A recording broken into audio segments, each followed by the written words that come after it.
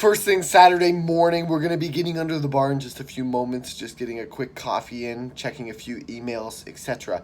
Now, hopefully today we can make up for the performance last week where I decided to attempt to KO myself with the football bar on rep number 5 of the top end set. So hopefully that's not the outcome today. We'll see you in a few minutes. And just like that, we have a 270-pound triple, which is an all-time best under the bar. Fortunately, it didn't fall on my head this time. That's always a great start to an upper body training session. So a little bit of stick there at the lockout, but other than that, the set was clear and my ass stayed on the bench. I went into 7 back-off sets here at 245 pounds, so really adding up quite a bit of volume and practice under the bar. By the time I got to set 6 and 7 of these respectively, I was certainly feeling it. Worked into a wide grip pull down with 5 sets of 12 at 152.5 pounds. We're getting quite specific with the manageable progressions here, but it's still volume upticks. Then went into a rope cable row, 97.5 pounds for 3 sets of 15.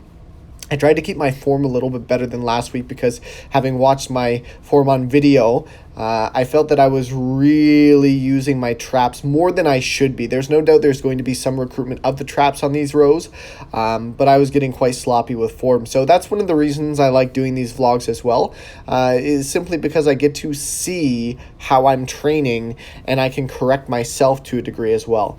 Went from there into some more neutral grip work on the angled Swiss bar. 98 pounds for 4 sets of 12. So I'm actually calculating out my numbers on things like Skullcrushers as well, simply because it is a barbell lift and I can micro progress it. So I'm interested to see what the yield is going to be long term, because if I'm making progress on all barbell lifts, even if it's a Skullcrusher, technically stronger triceps will of course lead to stronger presses, etc. So thinking about it logically, it should be a very good yield long term if I take the numbers on these exercises a little more seriously. And then I finished off with 2 sets of rope press downs. I was supposed to go for sets of 6 to 10. I cleared 10 on both sets. Probably a little bit too much momentum, but we got the reps out and then did a burnout set with 45 pounds for 25 reps and absolutely destroyed the back of the arms. So my upper body training went exactly as planned today. I couldn't be happier. A 270-pound top end triple on the football bar. I was a little uneasy under the bar after last week's performance where I decided to completely bail on a 5-rep set. Rep number 5 too, and like the final 15% of the rep at that. Although to be completely honest, my hips came off the bench way early, so let's just call it the 4 reps that it was. The 5th wasn't even close. But regardless of that, it's always a little bit nerve-wracking to get back on the horse, so to speak, and to get back under the bar, especially after you took a little bit of a loss. But you're not going to have perfect output all the time. It's important to recognize that as well. So got back under the bar, but I took a more conservative 3-rep max attempt. It was 5 pounds over my all-time best 3-rep max, and that was my aim.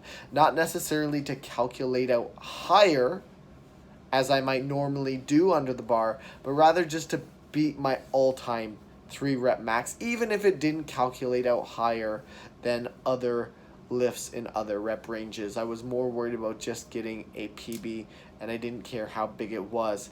It's better to walk away with a 1-pound PR than miss a 10-pound or a 5-pound PR. I believe it's better to walk away from the gym and say, man, I had more in the tank, or, you know, I definitely could have put 5 more pounds on the bar, or I could have squeezed out an extra rep, than it is to wish you had lightened the load, or to wish you had aimed for 2 instead of 3. And of course, there's also a lower risk of injury associated with that. So my confidence is back psychologically. I feel like a winner again. So it'll be interesting to see how my top end single goes next week. I'm extremely excited, and everything is going according to plan.